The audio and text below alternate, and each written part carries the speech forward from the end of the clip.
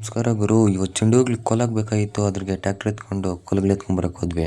Train ನಿಲ್ಲಿಸ್ಬಿಟ್ಟು ಸ್ವಲ್ಪ trips ಬಿದ್ದಿತ್ತು. ಅದ್ರ ಮದ್ದೊಡ್ದು ಕಂಟ್ರೋಲ್ ಆಗಿತ್ತೋ ಇಲ್ಲ ಅಂತೇಳಿ ನೋಡ್ಕೊಂಡು ಹಾಗೆ ಟ್ರ್ಯಾಕ್ಟರ್ಗೆ ಕೋಲುಗಳು ಸಹ ಎಲ್ಲ ನೀಟಾಗಿ ಎತ್ತಾಕಿರೋ ಕೋಲುಗಳನ್ನು ನೀಟಾಗಿ ಜೋಡಿಸ್ಕೊಂಡು ಟ್ರ್ಯಾಕ್ಟರ್ ಹಾಕೊಂಡು ತೋಟದಕ್ಕೆ ಹೋದ್ವಿ.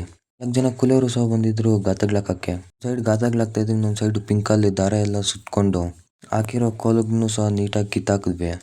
ಕಿತ್ತಾಕಿರೋ ಕೋಲುಗಳನ್ನು ಸಹ ಎತ್ಕೊಂಡು ಹೋಗಿ ಎಲ್ಲ ಚೆಂಡು ಹೂದಲ್ಲಿ ಹಾಕಿ ಬೇಸಾಯ ಬಿಡಬೇಕಾಗಿತ್ತು. ಡ್ರಮ್ಮಲ್ಲೆಲ್ಲ ಬೇಸಾಯ ನೀಟಾಗಿ ಕಲ್ಸ್ಕೊಂಡೆ. ಬೇಸಾಯ ಬಿಡೋ ಪೈಪು ಸಹ ಎತ್ಕೊಂಬಂದು ಮೈನ್ ಪೈಪ್ ಕಲೆಕ್ಷನ್ ಕೊಟ್ಟು ಬೇಸಾಯ ಬಿಡ್ತಾ ಇದ್ದಂತ ಐಶ್ವರ್ಯ 2ಗೆ ಮತ್ತೆ ಪಿಂಕ್ಗೆ ಬೇಸಾಯ ಬಿಟ್ಟಿದ್ದು ಮುಗೀತು. ಮತ್ತೆ ಚೆಂಡು ಹೂಗೆ ಕೋಲುಗಳು ಹಾಕೋದಿತ್ತು. ಕೋಲುಗಳು ಹಾಕಿ ದಾರ ಸುಟ್ಟಿದ್ವಿ. ಕೋಲುಗಳು ಹಾಕಿ ದಾರ ಕಟ್ಟಿದ್ದು ಎಲ್ಲ ಮುಗೀತು. ಮತ್ತೆ ಟ್ರ್ಯಾಕ್ಟರ್ ಎತ್ಕೊಂಡು ಬೇಸಾಯ ಬಿಡಬೇಕಾಗಿತ್ತು. ಸೀದಾ ಪಾಲಿ ಹತ್ರ ಬಂದೆ. ನೀರು ಇಕ್ಕೊಳ್ಳೋಣ ಅಷ್ಟೊತ್ತಿಗೆ ಫೀಸ್ ಹೊರಟೋಗಿತ್ತು. ಫೀಸಲ್ಲಿ ಹಾಕ್ಕೊಂಡು ಮತ್ತೆ ನೀರು ಸಹ ಇಕ್ಕೊಂಡು ಬೇಸಾಯನೂ ಕಲ್ಸ್ಕೊಂಡೆ. 10 ಲೀಟ್ರ್ ಬೇಸಾಯ ಕಲ್ಸ್ಕೊಂಡಿದ್ದಂದ್ರೆ 200 ಲೀಟ್ರ್ ನೀರು ಇಕ್ಕೊಂಡು ಅದರಲ್ಲಿ ಕಲ್ಸ್ಕೊಂಡೆ.